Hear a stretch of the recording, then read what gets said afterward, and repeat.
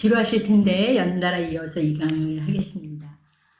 제가 1강에서는 위기의 시대에 우리가 신앙교육을 어떻게 해야 될 것인가, 더 이상 지금까지 했던 것처럼 책상에서 지식과 정보를 전달하는 그랬더래요, 뭐 그랬었습니다, 이런 교육이 아니라 이제는 신앙과 삶이 통합되는 교육, 전인적인 교육을 당연히 해야 될 때라는 이야기를 드리고 싶은데, 사실은 이 이야기는 우리 기독교인들이 추구해야 할 인간상이 무엇인가부터 이야기를 해야 돼요. 여기 젊은 분들도 계신데, 여러분이 잘 아는 데카르트, 르네 데카르트부터 인간에 대한 이해가 잘못되었어요. 인간은 무엇이냐? 코기또, 생각한다, 고로 존재한다. 그래서 인간은 이성적인 동물이라고 했고, 북미는 그 데카르트의 이론을 근거로 합리성을 굉장히 강조했어요. 합리적인 인간. 언뜻 들으면 굉장히 그럴싸한 말 같아요. 사실은 이런 합리론에 근거해서 현대 지금 한국의 모든 교육 시스템이나 이런 사회적인 시스템도 근대주의에 근거해서 사실 만들어진 거예요. 근데 엄밀히 기독교인으로 보면 굉장한 문제가 있어요. 뭐냐? 인간은 몸과 마음과 정신과 영을 가진 존재예요. 인간은 사유만 가지고 있는 존재가 아니에요. 이성만 강조하다 보니 이성적인 동물에 불과한 인간이 되고 말았어요. 이게 가장 첫 번째 문제고, 또 하나의 문제는 인간이 이성으로 판단하고 과학으로 검증하고 입증할 수 없는 것은 없는 것이나 아니면 가치 없는 것으로 추락했어요. 크고 크신 하나님은 인간의 이성으로 판단 못하고 검증 못해요. 그러면 하나님은 없는 거예요. 그러면 하나님은 존재의 가치가 없는 거예요. 여러분 잘 생각해 보시면 정말 중요한 건 검증할 수 없어요. 말로는 곤란해. 제가 이렇게 말할 때 딱 들으시면 나이가 들었다는 뜻이에요. 옛날 유행가 가사에 말로는 곤란해, 설명할 수 없어. 그게 아마 사랑인가 봐. 뭐 이런 노래 가사가 있어요. 아주 먼 옛날. 근데 뭐예요? 진짜 중요한 건 말로 설명 못 하겠어요. 진짜 좋아하면 말로 표현할 수 없어요. 근대주의의 한계, 굉장히 과학과 공학을 발달한 근대주의의 한계는 인간을 불과 뭐뭐에 불과한 존재로 만들었고, 영적인 공간, 하나님같이 너무 크고 위대하셔서 우리가 도저히 검증할 수 없는 부분은 가치가 없는 거거나 없는 거로 만들었어요. 그 다음에 합리론과 더불어 경험론, 실용성을 중요시 여겼던 경험론은 실용적인 가치가 없는 것들을 가치가 없는 걸로 만들었어요. 그래서 결국 인간 존재는 뭐뭐에 불과하거나 뭐뭐의 수단이 되거나, 심지어 한국은 어떻게 해요? 진짜 슬프죠. 저는 우리 한국 사람들은 하나님 특별히 사랑하시나 봐요. 기도 많이 하라 그러시는 것 같은데, 제가 알기로 지금 전 세계의 나라가 아마 유엔에 가입되고 뭐 이렇게 지금 통계로 나오는 나라가 190개가 넘는 걸로 알고 있어요. 그 나라 중에 대한민국이 유일하게 남과 북이 갈라진 나라예요. 태어나자마자부터 우리는 남북이 분단된 상태에서 자랐어요. 물론 그래서이라고 저는 생각하는데, 그래서인지 우리 한국 사람들은 파가르기를 너무 좋아해요. 패가르기를 너무 좋아해요. 여기서 우리가 예수 안에서 하나가 됐다가도 아마 선거 얘기 나오면 완전히 딱 패로 갈릴 거예요. 말하지 말아야 돼. 노노노노노 이래야 되는 거예요. 우리는 너무나 패갈리기가 너무 쉬워요. 그래서 저는 이 한국에 와서 굉장히 뼈저리게 느끼고 너무 막 소름 끼치게 싫은 거, 갑과 을의 사이. 을이란 뜻은 뭐예요? 내가 상대를 도구로 써도 된다는 뜻이에요. 내가 상대방을 표현할 때 아무렇게나 대해도 된다는 뜻이에요. 나만 하나님의 기적으로 태어났고 너는 쓰레기야, 이런 뜻이에요. 어쩌다가 우리 인간성이 이렇게 추락했어요. 거기에 이렇게 인간성의 위기와 상실을 맛보는 여기에 짝퉁 교육인 신앙교육은 별로 도움이 되지 못했어요. 여기에 현대의 VR, 버추얼 리얼리티가, 버추얼 리얼리티가 증강현실, 죄송합니다. 증강현실 아니죠. 가상현실이죠. 가상현실, AR, Augmented, 증강현실, MR, Mixed Reality, 혼합현실. 뭐 이런 인공지능이 등장하면서부터 더욱이 인간의 가치는 어디에다가 두어야 할지 혼란을 겪고 있어요. 이런 시점에 우리 기독교에서 추구하는 인간성이 무엇인지, 정말 하나님이 하나님의 형상으로 인간을 만드셨다는데 그런 인간성의 회복을 위한 교육이 무엇인지에 대해서 관심을 가지면서 저는 특별히 하나님께서 인간을 인간답게 살기 위해 주신 특별한 선물, 공감의 능력이라는 내용을 가지고 이번 한 시간을 여러분과 함께 좀 나눠보려고 합니다. 그래서 이제 일반 교육에서도 더 이상 우리가 여러분 사실 여기가 테오스 아카데미인데 아카데미라는 처음 아카데미가 시작한 곳은 그리스 아테네 플라톤에서부터예요. 근데 아카데미는 말 그대로 학문의 전당이었어요. 근데 요즘 초, 중, 고, 심지어 대학까지 뭐예요? 라이센스 찍는 곳이에요. 면허, 자격증 찍는 곳이에요. 그래서 대학교에도 무슨과 우리 학교 다닐 때 문학한다, 뭐 인문학한다, 아 멋져. 지금 아니에요. 왜? 인문학하면 자격증 아무것도 안 나오거든요. 요즘은 심지어 대학도 자격증, 라이센스 만들러 가는 곳이에요. 이렇게 삭막한 세상에 살다 보니 일반 교육학에서도 심리학에서는 인성교육, 성격교육을 이야기하고 교육학에서도 인격교육, 다른 말로 말하면 인성교육을 얘기해요. 그러면 우리 신앙교육, 우리 기독교 예수 믿는 집인 우리 집에서는, 우리 교회에서는 어떻게 영성교육을 해야 될 것인가? 신앙과 삶을 통합하는 교육을 해야 돼요. 신앙 따로, 삶 따로가 아닌 교육을 해야 돼요. 책상에서 하는 교육, 강대상에서 제가 가르친 말로, 언어를 매개로 지식을 전달했던 것들이 어쩌면 지식이었다면 삶으로 통합하는 교육을 해야 해요. 이게 참 어려운데 웃자고 사람들이 하는 질문 중에 이 세상에서 제일 먼 곳이 어디예요? 누가 저한테 그렇게 묻더라고요. 그래서 제가 나는 잘 모르겠고 난 여기서 캐나다 갈 때 너무 오래 걸려서 캐나다에서 한국 올 때 너무 오래 걸려서 거기가 먼 곳 중에 하나인 것 같아요. 그랬더니 어떤 학생이 그러대요. 여기 머리에서 가슴까지 오는 거리가 제일 멀다고.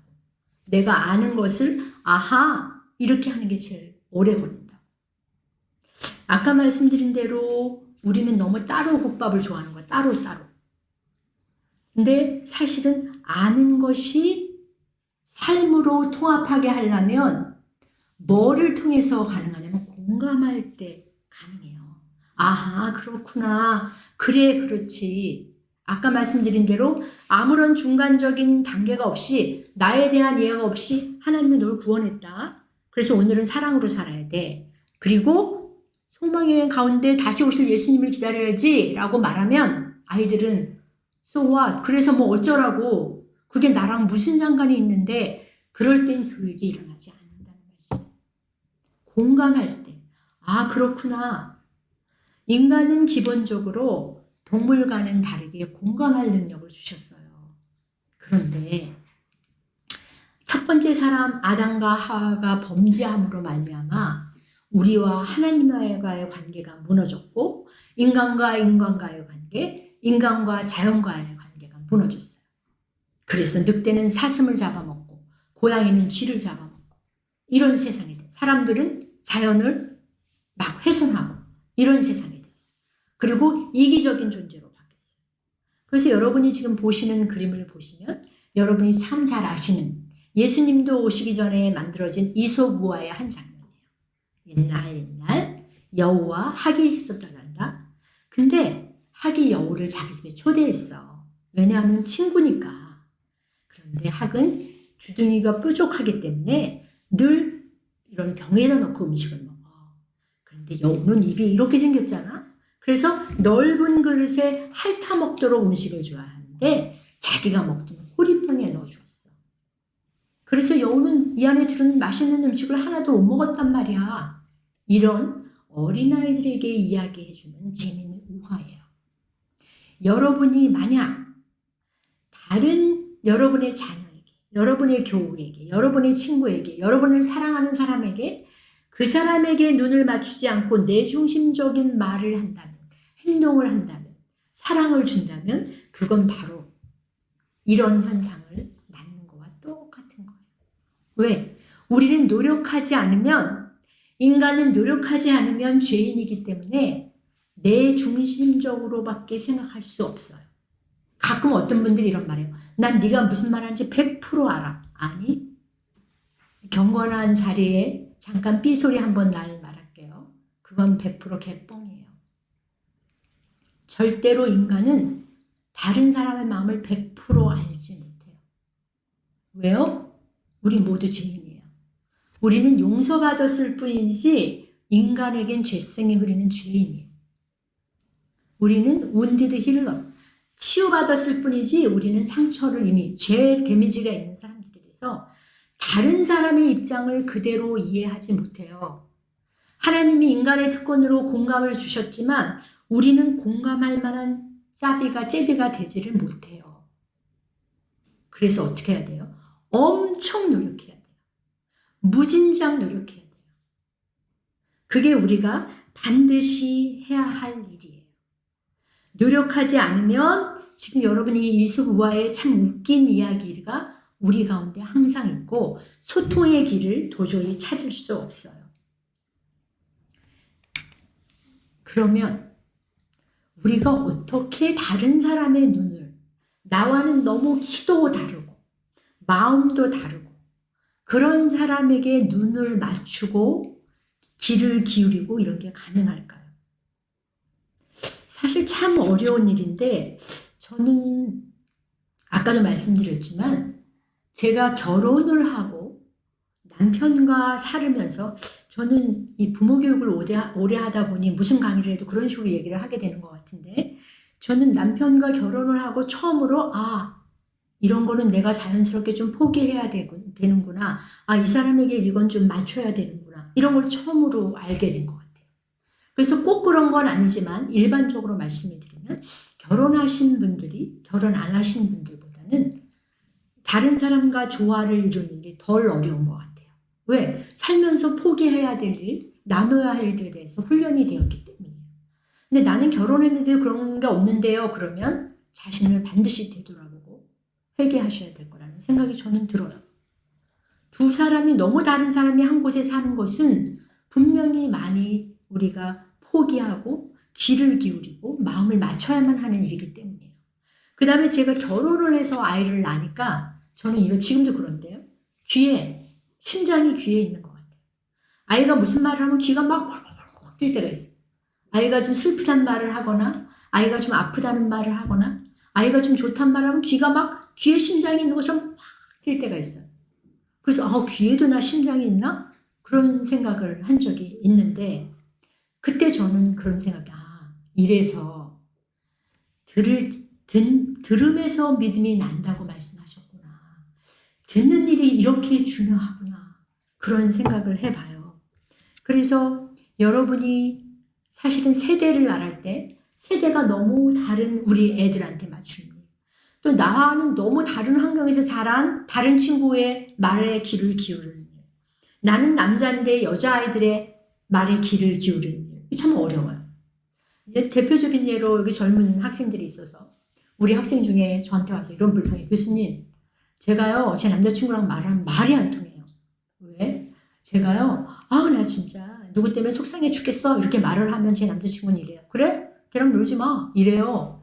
그럼 넌 뭘 듣고 싶은데? 그래 참아 네가 착하고 예쁘잖아 이런 말을 듣고 싶은데 내 남자친구는 꼭 그럴 때마다 자꾸 걔 욕할 거면 걔랑 놀지 마 이런다는 거예요. 그래서 제가 웃으면서 거봐 네가 듣고자 하는 말을 들으니까 듣고자 하는 말을 기대하니까 걔가 하는 말이 네 귀에 안 들리는 거야. 걔가 하고 싶은 말이 뭔지를 한번 잘 들어봐. 이렇게 얘기를 하고 남자애는 불러서 여자애가 말할 때 너한테 무슨 말을 듣고자 하는지를 한번 생각해봐. 이런 얘기를 한 적이 있어요. 그래서 사실은 다른 사람의 말을 들을 때요. 똑같은 걸 볼 때 여러분 이제 제 강의가 끝나고 여러분이 평가를 해도 많이 다르실 거예요. 왜? 사람은 기본적으로 내가 듣고 싶은 것만 들어요. 내가 보고 싶은 것만 봐요. 그리고 여러분이 부모로서 영적 지도자로서 공부를 많이 하셔야 되는 이유가 뭔지 아세요? 특별히 기독교 신앙교육을 하는 분들은 전문성이 있어야 돼요. 사람은 아는 만큼밖에 안 보여요. 칸트라는 사람이 이 말을 해서 전 세계적으로 아직도 최고의 자리에 있는데 사람은 자기가 아는 만큼밖에 안 보여요.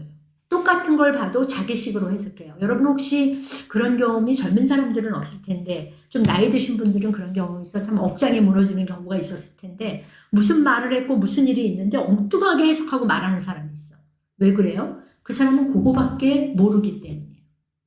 그래서 여러분이 다른 사람의 이야기에 공감해주고 다른 사람의 얘기에 경청하기 위해서 먼저 내 자신 안에 내 내면을 들여다봐야 돼요.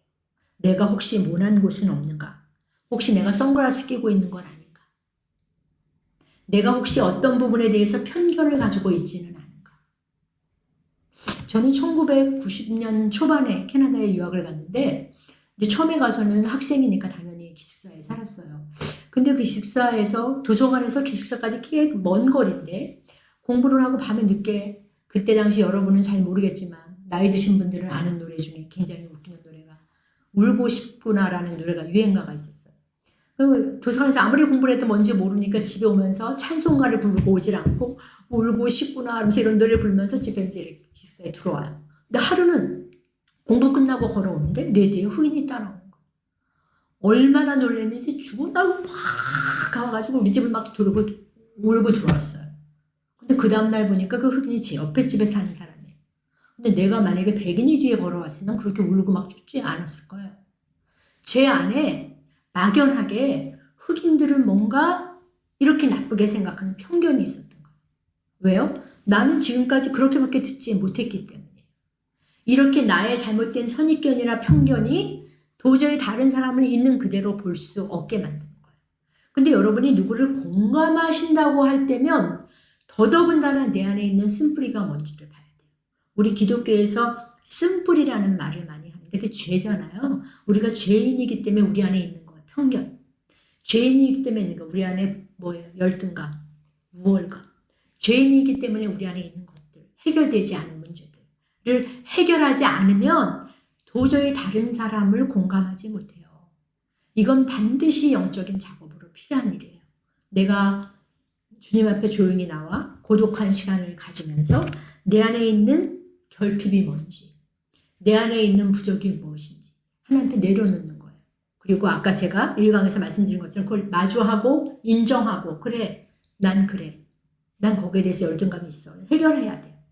그러지 않으면 도저히 다른 사람과 좋은 관계가 이루어지지 않을 뿐만 아니라 여러분이 소망하시는 누구를 공감하는 사람이라든가 누구를 격려하는 사람이라든가 누구에게 소망을 주고 기쁨을 주고 예수의 복음을 전하는 자리에 설 때 그 복음의 힘이 약해진다는 말씀이에요.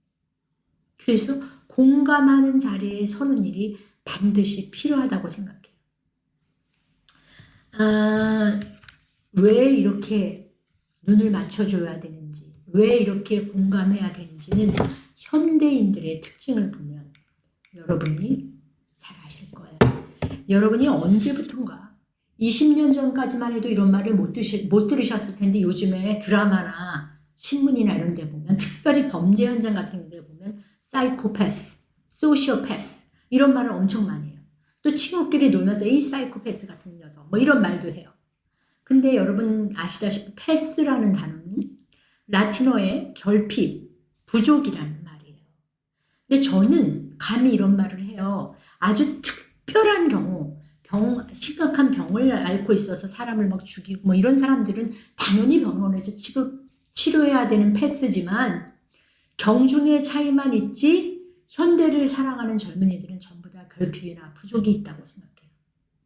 태어나면서부터 이 핸드폰 갖고 울면은 핸드폰을 가졌던 세대 애들은 태어나면서부터 엄마의 따뜻한 체온에 결핍을 느낀 아이들. 엄마 아빠가 모두 열심히 일하느라고 아이와 함께 충분히 못 노는 아이들은 태어나면서부터 누구랑 말해본 적이 없는 애들. 핸드폰만 가지고 노는 애들은 당연히 사회성이 부족하고 애착의 건강가 결핍하기 때문에 경중의 차이만 있지 모두가 사이코패스, 소시오패스라고 말해도 저는 과언이 아니라고 생각해요. 부분적으로. 그런데 물론 사이코패스, 정서결핍, 소시오패스, 사회성 부족에는 태어날 때부터 두개골이 다르거나 DNA가 달라서 그런 현상이 나오는 애들이 있어요. 그건 저희의 영역이 아니에요. 그건 하나님의 영역이고 제가 말하는 거 후천적으로 태어나서 부모가 아이들을 가르치고 키우는 양육의 방법 때문에 학교에서 선생님이 아이들을 대하는 태도 때문에 학교에서 아이들에게 왕따 당한 경험 때문에 또는 교회에서 어떤 나쁜 경험 때문에 이런저런 이유로 아이들이 결핍을, 부족을 겪고 있단 말이죠. 근데 참 이 결핍과 부족은 공감하는 어른들을 통해서만, 공감하는 사람들을 통해서만 치유가 된다는 게 이게 정말 우리가 주목해야 할 일인데요. 이 결핍과 부족한 아이들의 이 공통점은요. 마음에 양심이 없어요. 양심이 뭐죠? 옳고 그른 걸 가리키는 저울이에요. 이렇게 하면 안 돼. 친구를 그렇게 괴롭히면 안 되지. 왕따하면 안 돼. 이런 게 없어요. 옳고 그름에 이게 없어요. 그래서 어떤 일에도 당연히 뭐가 없을까요? 죄의식이 없어요. 그리고 얼마나 상대가 이렇게 하면 괴롭고 힘들 거라는 공감의식은 당연히 없어요. 근데 왜 그런 현상이 일어나겠느냐면요. 첫째는 물질 만능 시대가 낳은 하나의 병폐래요. 돈만 있으면 돼. 딴 거 다 필요 없어. 사랑 같은 거 필요 없어. 친구 필요 없어. 돈이면 다 해결되는데. 그러니까 어떻게 해요? 돈 없는 너는 아무렇게나 대해도 되는 거예요. 굳이 너랑 내가 친구 할 필요 없는 거야. 왜? 돈이 친구인데? 돈이 힘인데? 이렇게 되는 거예요. 그래서 물질 만능의 세대가 낳은 가장 심각한 병폐라는 거예요. 두 번째는 한국이라는 사회는 아까 말씀드린 대로 뭘 가르쳐요? 이기기만을 가르쳐요. 혹시 여러분 부모 중에 아니면 여러분 중에 자녀한테 나가서 줘도 돼? 뭐 일 보신 적 없을 거예요. 이겨야 돼. 1등 해야 돼. 말로 그렇게 하지 않아도 아마 그럴 거예요. 제가 굉장히 놀란 게 제 아들이 33살이고 딸이 23살인데 제 아들이 그 캐나다에서 당연히 공부를 했는데 학교만 갔다 오면 한 유치원 때는 안 그랬어요. 1학년 때부터 학교만 딱 갔다 오면 제가 묻지도 않는데 엄마 내가 딱 반에서 보니까 우리 반에서 내가 한 2등 되겠어요. 뭐 이런 말을 하는 거예요. 그래서 어느 날 너무 신기해갖고 야 너 2등인지 어떻게 알아? 그러니까 내가 딱 보니까 나보다 산수를 좀 잘하는 애가 하나 있는 것 같아 이래요. 그래서 내가 야 정말 놀랍다. 저희 큰아이는 한국에서 3살인가에 갔거든요. 그러니까 그런 걸 좀 아는 거예요. 1등, 2등 이런 개념을. 저는 근데 캐나다 가서 한 번도 1등, 2등 얘기를 한 적이 없거든요. 근데 제 둘째 아이는 한 번도 그런 말을 안 했어요. 그래서 무슨 생각을 해? 야, 한국은 역시 강한 나라구나. 이렇게 잠깐만 있다가도 이런 게 아주 뼛속 깊게 들어가는구나. 이런 걸 느꼈거든요. 그러니까 여러분이 굳이 너 꼭 1등 해야 돼 말하지 않아도 아이들은 항상 그게 있는 거예요. 그런 거를 항상 인지하다 보니까 그게 너무 불안해서 왜? 아예 감각을 안 하는 거예요. 아예 신경을 안 쓰는 거예요. 어른들이 그렇게 하는 게 너무 힘들어서 대체로 정서결핍이나 사회성 결핍 애들은 부모나 어른의 영향인데 어른들이 그렇게 성공주의 하는 게 너무 거기에 대응을 하는 게 힘들면 아예 감각이 없는 척, 무심한 척 한다는 거예요.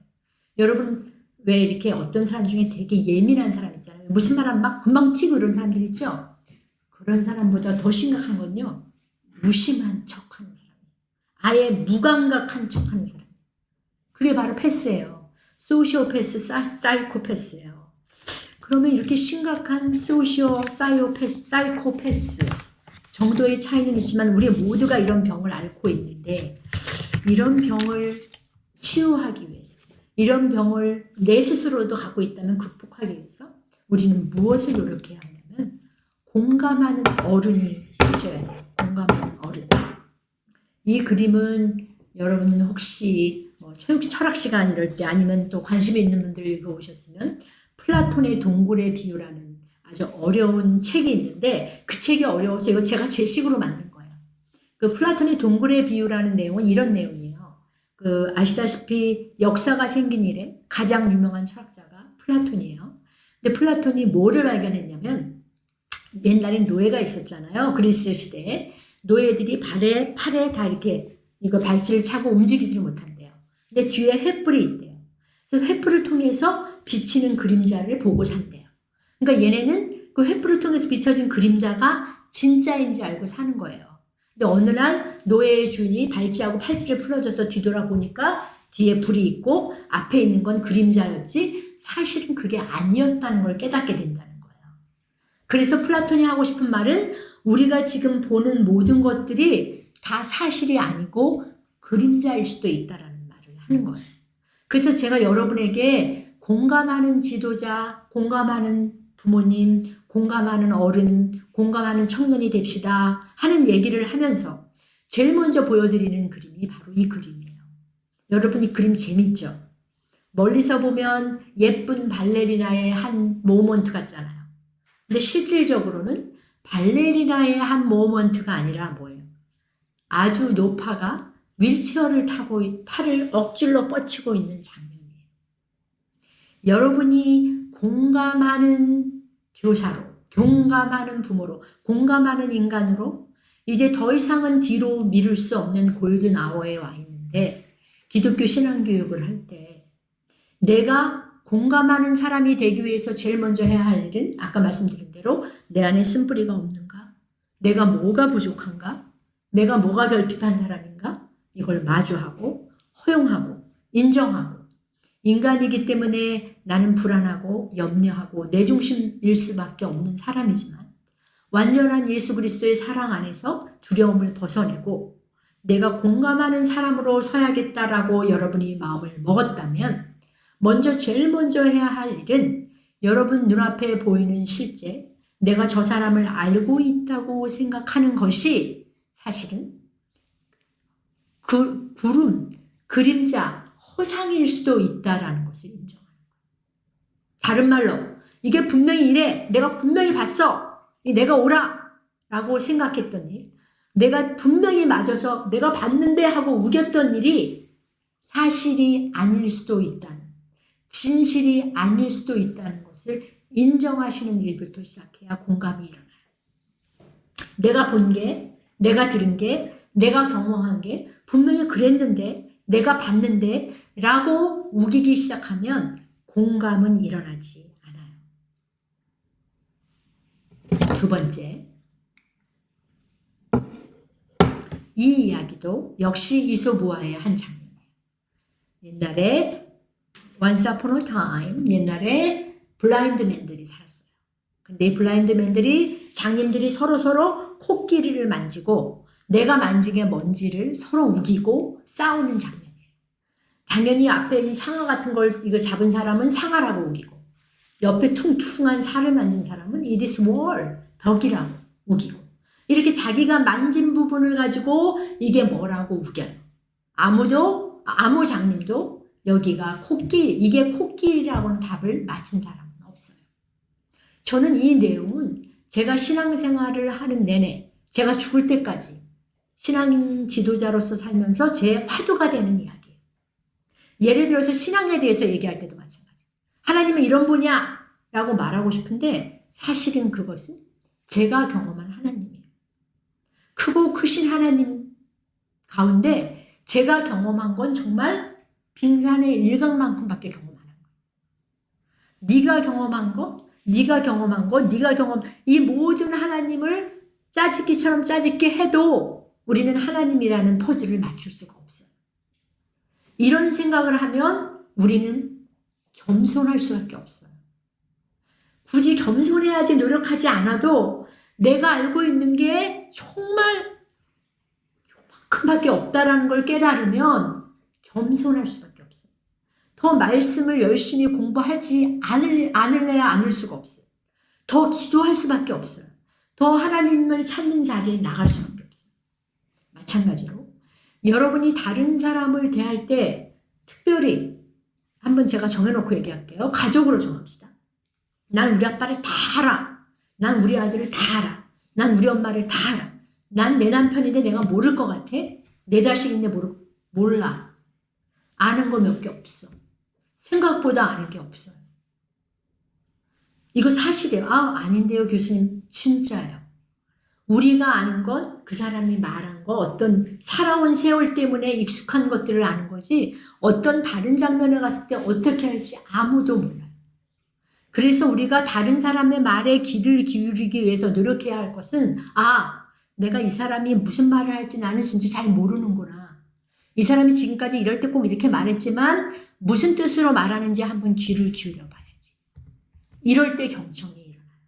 만약 이미 나는 다 알고 있어. 이러면 들을 필요가 없어. 대체로 엄마들이 제일 많이 하는 거, 애들이 제일 불평하는 거. 엄마는 무조건 말하면 알았어 이러고 나중에 물으면 네가 언제 그런 말 했어? 뭐 이런다고 애들이 불평을 하는데, 공감하는 지도자가, 공감하는 사람이 되기 위해서 우리가 제일 노력해야 하는 것은 어떤 무엇에 관해서도 나는 다 알고 있지 않는 거.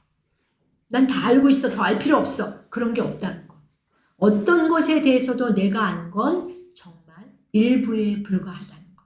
그걸 반드시 기억하셔야 돼요.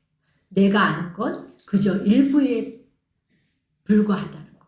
그래서 나는 더 많이 알아야 되고, 그래서 더 들어야 하고, 더 관찰해야 된다는 거. 그래서 반드시 여러분은 기억하셔야 돼요. 그 다음에 공감하는 방법에 대해서 좀 이야기할 거예요. 이 장면은 누가복음 7장 36절에서 56절의 말씀이에요. 여러분 잘 아시는 예수님께 향유 부은 여인에 대한 이야기인데, 이 내용은 요한복음 12장에도 나오고 또 마태복음 26장에도 나와요. 근데 이제 누가복음에서는 이 여인을 죄 많은 여인이라고 표현하고, 요한복음에서는 마리아라고 표현하고, 마태복음에서는 한 여인이 있어 이렇게 표현해요.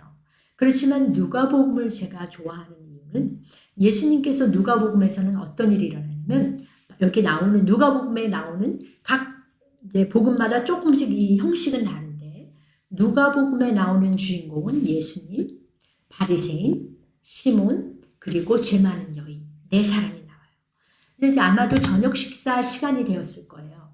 근데 이 죄 많은 여인 마리아가 예수님께 엄청 비싼 향유를 깨트려서, 이스라엘의 전통은 너무 더럽고 덥기 때문에 밖에서 나오면, 집에 들어오면 발을 씻겨주는 전통이 있었는데, 이 사람은 물로 씻겨주는 것도 아니고 어마무시하게 비싼 향유로, 그것도 자기 머리털로 예수님의 머리를 씻겨주는 장면이 나와요. 그때 바리새인이 그러죠. 아니, 저 사람이 누군지 알았으면 예수는 저러고 있지 말아야 되는데 뭐 하는 거야? 하고 비난하죠. 그때 예수님께서 시몬에게 말씀하세요. 여러분 잘 아시는 데나리온 비유. 빚진 자가 있는데 500데나리온 빚진 자와 50데나리온 빚진 자가 있는데, 시몬아, 주인이 다 빚을 탕감해 줬어. 그러면 누가 더 주인한테 고마워하겠니? 그러니까 시몬이 당연히 빚을 많이 진 사람이죠. 이런 대답을 하는 과정에 시몬은 예수님의 마음에 공감하게 되고, 이 죄 많은 여인의 마음에 공감하게 돼요. 공감은 크게 세 가지 차원이에요. 내가 너를 공감한다 할 때 공감은 세 가지 차원인데, 이래서 제가 기독교인은 항상 영성과 전문성이라는 두 가지 휠을 꼭 가지고 있어야 된다고 생각해요. 항상 공부하셔야 하며 동시에 영적인 파워가 있어야 돼요. 근데 첫째, 이 잘 공감하기 위해서 여러분 뭐가 있어야 돼요? 인지적으로 공감해야 돼요. 엠패티. 이렇게 됐구나. 저는 이렇고 후는 이렇고 이런 거구나. 인지적인 공감이에요. 두 번째 공감의 반면은 심패티. 정서적인 공감. 충분히 그럴 수 있겠구나. 이게 지식으로만 알아지는 게 아니라 마음으로 알아지는 거예요. 충분히 그럴 수 있겠구나. 세 번째는 뭘까요? 그러면 나도 모르게 서포트하게 돼요. 지지하게 돼요. 지원하게 돼요. 박수치게 돼요. 응원하게 돼요. 격려하게 돼요. 이게 바로 공감의 세 가지 차원이에요.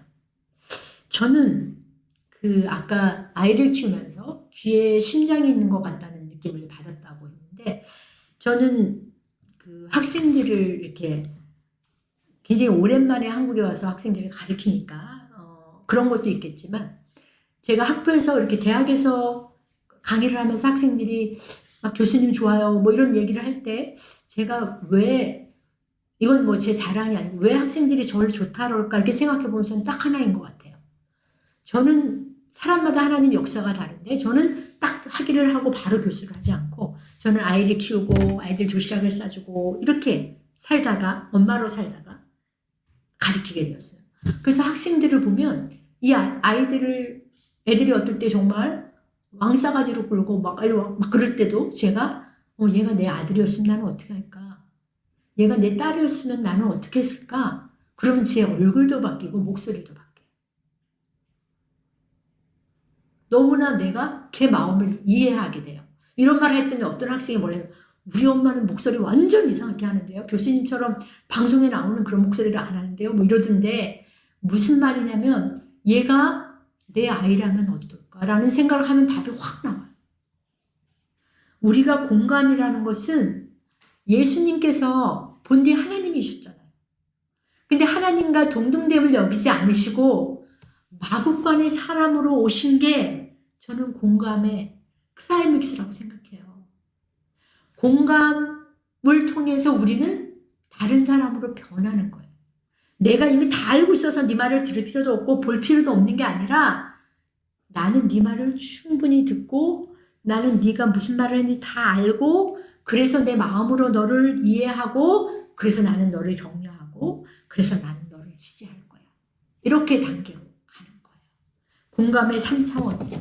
그래서 마침내 공감을 통해서만 우리는 다시 태어나요. 여러분 올해 호랑이 해인데 여러분이 누군가를 공감해 주실 때 고양이가 호랑이로 변하는 거예요.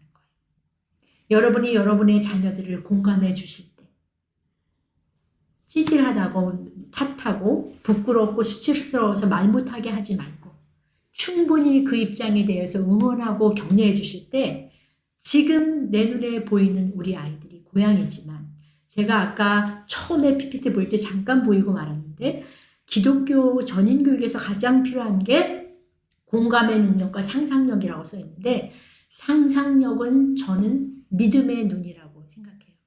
그리고 믿음의 눈이 없는 사람은 공감할 수 없어요.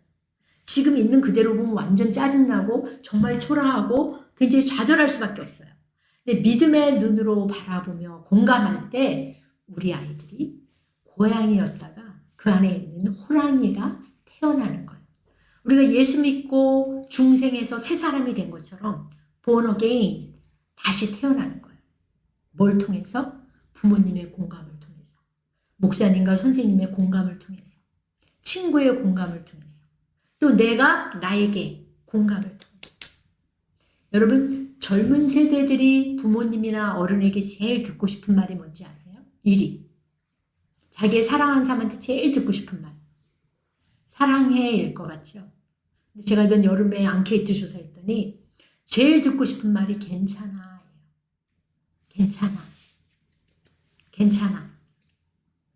그게 제일 듣고 싶은 말이에요. 그거 뭐예요? 공감한다는 뜻이에요. 괜찮아. 지금 뭐 잘 안 됐어. 성취하지 못했어. 용기를 가지고 말할 공간을 만들어주시고 부끄럽고 수치러운 것들을 마음껏 말하게 해주시고 그러나 믿음의 눈으로 공감해 주셔서 믿음의 눈으로 바라봐 주셔서 우리 아이들이 고양이지만 다시 그 안에서 호랑이로 태어나는 일을 해 주셔야 돼요. 지금 여기 그림이 무슨 그림 같아 보이세요? 감기 걸려서 코 푸는 그림이에요. 요즘에 코로나 감기 걸려서 코 풀어요. 지금 코로나 마스크 다들 쓰고 계신데 왜 그래요? 전염성 때문이에요. 그런데 너무너무 놀랍게도 여러분은 엄청 전염성이 센 분들이에요. 여러분이 부모로서, 목사님으로서, 아빠로, 또는 친구로 우리가 어떤 생각을 가지고 어떻게 공감해 주느냐에 따라서 또 다른 누군가는, 또 다른 인격은 우리의 에너지가, 우리의 소망이, 우리의 믿음이, 우리의 사랑이 그대로 전염된다는 사실을 반드시 기억하셔야 돼요. 그러면 마지막으로 이렇게 오미크론보다도 독한 여러분의 공감의 능력이 전염성이 있는데 공감하시는 방법 2가지만 시간상 말씀드리고 마칠게요. 저는 학생들이 제 강의를 좋아하는 이유가 저는 항상 강의가 빨리 끝나요. 10분 전에. 그게 제 철칙이에요. 무조건 10분 전에 끝난다. 그래서 제가 10분 전에는 끝내드리려고 그러는데 공감하는 방법 2가지. 하나는요. 그렇게 아이들의 이야기에 무조건 들어주는 거예요. 나는 아무것도 모른다. 아까 그림을 2개 생각하세요. 무슨 그림? 여우가 학이 여우에게 음식 준 그림. 무슨 그림? 장님들이 코끼리 만진 그림. 내가 이렇게 잘 안 들어주면 내가 얘에게 먹지도 못하는 음식을 주는 어른이 되는구나. 그런 친구가 되는구나. 그러신 다음에 2번째는 뭔지 아세요? 응원해 주는 거예요. 그 안에 있는 나는 믿음의 눈으로 널 봐. 넌 해낼 수 있을 거라고 믿어. 그래서 왠지 그 친구랑 만나고 나면 내가 꽤 큰 사람 같아. 내가 엄마랑 얘기하면 아까 내 문제가 이만했던 것 같은데 내 문제가 하나도 없는 것 같아. 내가 목사님하고 대화를 하고 나니까 내가 왠지 꽤 괜찮은 사람같이 느껴져. 아마 여러분 중에 그런 사람 있을 거예요. 누구를 만나고 헤어지고 나면 왠지 내가 좀 꽤 괜찮은 사람같이 느껴져. 영어로는 그걸 confirmation이라고 하는데 성당에서는 세례 다음에 견진성사라는 걸 해요. 견진성사가 바로 confirmation인데 뭐냐면 세례받고 난 다음에 얼마가 지나면 당신은 정말 크리스찬입니다 라고 견진해 주는 거예요. 마찬가지로 여러분에게 불안해서 초조해서 누가 왔을 때 아니야 넌 진짜로 괜찮은 사람이야. 넌 정말로 멋진 사람이야. 넌 정말로 좋은 크리스찬이야. 넌 정말로 좋은 지도자야. 더 좋은 일을 할 수 있을 걸 나는 믿어. 그리고 나는 응원할 거고 나는 지지해. 근데 그런 공감이 어떻게 가능할까요? 립 서비스가 아니라 상대의 눈을 맞추고 귀를 기울이고 상대의 입장을 이해하고 마음으로 아 그렇겠구나 공감하는 거예요. 다른 사람의 입장에 서보는 거예요. 그러면서 격려하는 거예요. 컨펌해 주는 거예요. 넌 참 좋은 크리스찬이야. 넌 참 좋은 사람이야. 그럴 때 우리의 공감으로 어떻게 해요? 전염되고 우리의 공감을 통해 우리 아이들이 내 친구가 내 주변의 사람들이 고양이 속에 있는 호랑이로 다시 태어나는 역사가 일어나는 거예요. 마지막으로요. 여러분 잘 아시는 아인슈타인이 이런 말을 했대요. 어제와 똑같이 살면서 변하기를 다른 미래를 꿈꾼다면 그 사람은 정신병원에 가봐야 할 것이다. 이런 이야기를 했대요. 정말로 굉장히 강한 말인데 우리가 이렇게 또 와서 여기까지 와서 강연을 2시간 제가 왕복 4시간인데 강연을 하고 만약에 집에 가서 또 똑같이 산다면 저는 정신병원에 가야 되는 거고요. 여러분들도 이렇게 귀중한 시간에 함께 생각하는 가운데 하나님께서 우리에게 지혜를 주셨다면 그랬는데도 똑같이 살면서 또 다른 우리 가정이 또 다른 우리 교회가 또 다른 내 자신이 교회로서의 교회 내 자신이 이렇게 되기를 꿈꾼다면 아인슈타인의 말처럼 우리는 병원에 가야 될지도 모릅니다. 처음에 수업을 열면서 말씀드린 것처럼 지금이 바로 골든 아워예요. 우리가 꼭 변화돼야 되는 시기이고 내 자신이 변화하고 영적인 공간으로서 내 교회가 변화하고 우리 교회가 변화하고 우리 가정이 변화하고 보다 힘들고 어렵지만 다른 사람의 입장에 귀를 기울이고 다른 사람의 입장에서 바라볼 수 있는 그런 마음을 열고 그 마음은 하나님께서 우리에게만 주신 선물이고 여러분의 하루하루는 여러분이라는 존재 자체는 하나님이 기적으로 이 땅에 보내셨고 여러분을 통해 영광 받으실 뿐만 아니라 그 사랑이 절대적인 사랑만이 두려움을 없애는데 그 사랑을 전하라고 보내셨다는 사실을 반드시 기억하시기 바랍니다. 한 가지만 여쭙고 수업을 마치겠습니다. 제가 첫째 시간에는 이렇게 보통 강의하듯이 굉장히 논리적이고 언어를 사용해서 PPT를 사용했고요. 2번째 강의에서는 주로 그림을 가지고 여러분과 강의를 했는데 1번이 더 좋아하셨던 분 한번 살짝 손 들어주세요. 1번. 더 많이 기억에 남는 거. 2번. 그렇죠.